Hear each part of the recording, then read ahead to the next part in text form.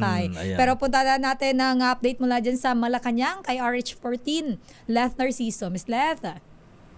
Si Sir Ella Kay, tiniyak nga ni Pangulong Ferdinand Marcos Jr. na hindi hahayaan ng pamahalaan na muling mamayagpag ang Philippine Offshore Gaming Operators o mga POGO sa Pilipinas. Sinabi ito ng Pangulo sa harap ng nalalapit na deadline ng POGO ban sa pagtatapos ng taon.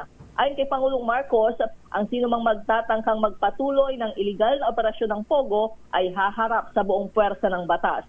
Una lang sinabi ng Philippine Amusement and Gaming Corporation na kanselado na ang lahat ng lisensya ng mga nalalabing POGO pagsapit ng December 15.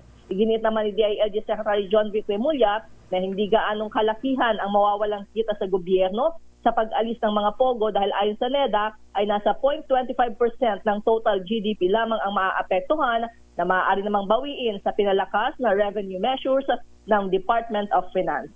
Lakay? Nung schedule ng Pangulong Bonget Marcos ngayon na Miss Let. Lakay, nagpatawag si Pangulong Marcos ng ikalawang Joint National and Regional Peace and Order Council meeting. Gaganapin yan sa Krame ngayong umaga. Oh, sa Campo Crame. Okay, abangan natin yan. Akala ko to ilalain veto na yung budget, yung zero budget ang PhilHealth, ha? At saka Mr. President, total political appointees mo yung execom ng PhilHealth. Pwede ba sibakin mo na lang dyan mga sabi ng taga-DOS na mismo, ha? Ayan, mukhang may malaking sindikato talaga sa PhilHealth. Dapat siguro revamp. Ayan, total revamp yan. Ha? Alisin na yung mga masisiba dyan. Ayan.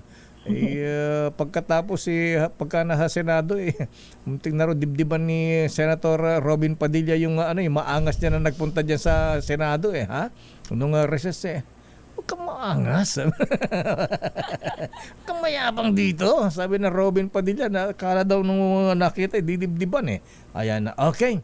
Miss Let, chikahan ba na ating mga bubit? Tentative, ayan, sa December 20 daw baka pirmahan ni Presidente ang pambansang pondo para sa susunod na taon. So, aabangan natin yan. Balik sa inyo, Lakay at Sister L. Maraming salamat, Miss Let. Dummy.